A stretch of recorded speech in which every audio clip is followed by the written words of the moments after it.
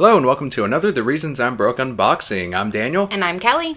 And this time we have an action figure from the new Batman Adventures. Let's get started. So we have been so excited for this for a long time. We bought two.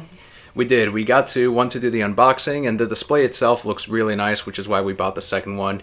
Here's the figure itself. It's been years since they've actually made an action figure like this from anything based on Batman the Animated Series. The last time I saw something was from the Justice League line, which was back when Justice League Unlimited was still airing, maybe a couple of years after that too. They continued those. But nothing like this, nothing of this size or quality. Exactly. This was so much more than I thought it would be too. When we get to some close-ups, you'll see all those little pieces on the side. You can switch out his hands. He can be punching. He can be slapping. He can be grappling. Amazing. I just need that grabbing one so I can put it next to Talia so you can make a little Damien. I don't know what you're talking about.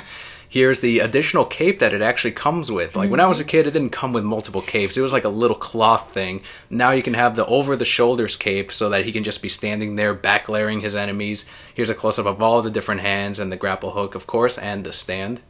The stand is great, too, because that thing's not standing up by himself. No, it's not. Those tiny feet that Bruce Timm designs. Here's the booklet that it comes with, or the mini poster.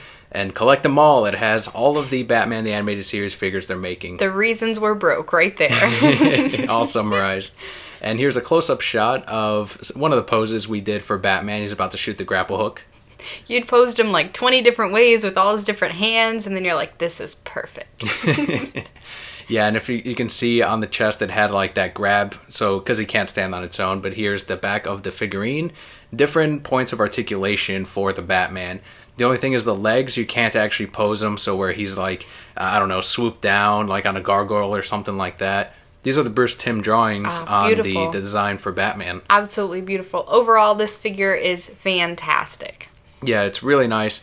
Here, we're going to come up to a close-up of the figurine. Like, the paint job is a little bit sloppy on some of them. The ones that we got, I had to look through the different versions we had. Thankfully, one of my co-workers, he picked out the ones that were the nicest, because some of them had paint on the face itself. And that's something we've seen with a lot of these DC Collectibles. But the figurine runs at $24.99. Worth it. Really nice piece. If you're a fan of Batman the Animated Series at all, I hope this helped you out. The only other thing I'm going to point out too is when you're bending the figure arms or the legs or any of the joints, they are going to be a little stiff, just like regular action figures, but just keep working with them and eventually you'll be able to like pop off the hands a lot easier, or even the head. Dan went dancing around the house with him like, we got to loosen you up, Batman.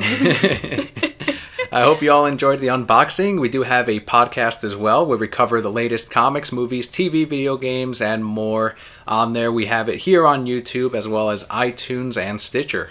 And you can find the links to everything at nerditmedia.com as well as our sister podcasts. I'm Daniel. And I'm Kelly. We hope to see you there.